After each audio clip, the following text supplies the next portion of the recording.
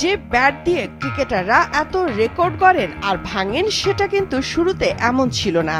Cricket bat ব্যবহারের প্রথম উল্লেখ পাওয়া যায় ১৬২৪ সালে, আর ওভালের সংগ্রহশালায় ১৭২৯ সালে ব্যবহার করা ব্যাট রয়েছে। ৩০০-৪০০ বছর আগে সেই ব্যাটগুলো দেখতে অনেকটা হকি স্টিকের মতো ছিল। তখন বোলাররা আন্ডার আর্ম বল করত, তাই এ ধরনের ব্যাটের সুবিধা বেশি পাওয়া যেত।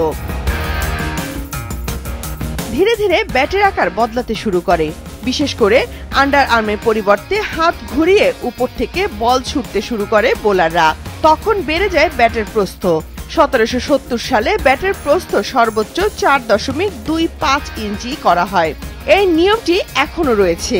১৮৩০ সালের দিকেও ব্যাটের হাতল ছিল না, পরে ব্যবহারের সুবিধার্থে হাতল সহ ব্যাট তৈরির চল শুরু হয়। ১৮৩৫ সালে ক্রিকেট ব্যাটের সর্বোচ্চ দৈর্ঘ্য ঠিক করা হয় ৩৮ ইঞ্চি, যা এখনো বলবৎ রয়েছে। ১৮৭০ সালে রীতিমতো গবেষণা করে ব্যাটের ডিজাইন তৈরি করা হয়। এ সময় ৩.৫ থেকে ৪ ইঞ্চির ব্যাট ব্যবহার শুরু হয় এবং এক প্রান্তে কোণ যুক্ত হয়, যা আধুনিক ব্যাটের বৈশিষ্ট্য। দ্রুত পরিবর্তনের কাজটি শুরু হয় মূলত ১৯০০ সালের পর থেকে। এ সময় ৩৮ ইঞ্চির চেয়েও ছোট ব্যাটের প্রসার ঘটতে থাকে। বড় শট খেলা সহজ হতো বলে ভাবা এবং শক্তিশালী ব্যাট বেশ জনপ্রিয় হয়। বর্তমান নিয়ম অনুযায়ী একটা ব্যাট ৪.৫ ইঞ্চি চওড়া এবং ৩৮ ইঞ্চি লম্বা হয়। ব্যাটের হাতলে রাবারের গ্রিপ ব্যবহার করা হয়, যার কারণে এটি ধরার জন্য সুবিধাজনক হয়।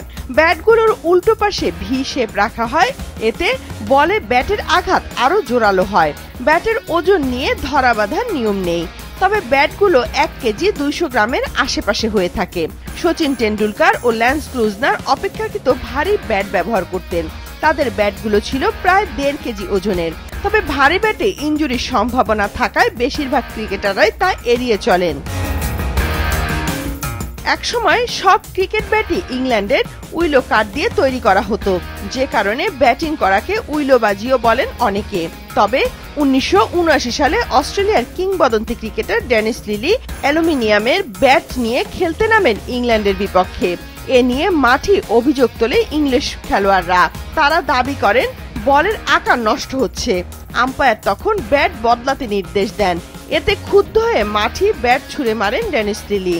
এরপরই কাঠ ছাড়া অন্য কোনো উপাদানে তৈরি ব্যাট নিষিদ্ধ করে আইসিসি। ২০০৫ সালে রিকি পন্টিং এর জন্য কাঠের ওপর কার্বন ফাইবারের মিশেলে একটি ব্যাট বানিয়ে দেয় কোকাবুরা। ওই ব্যাট দিয়ে পন্টিং তখন বেশি রান পাচ্ছিলেন। আইসিসি অবশ্য ওই ব্যাটও নিষিদ্ধ করে।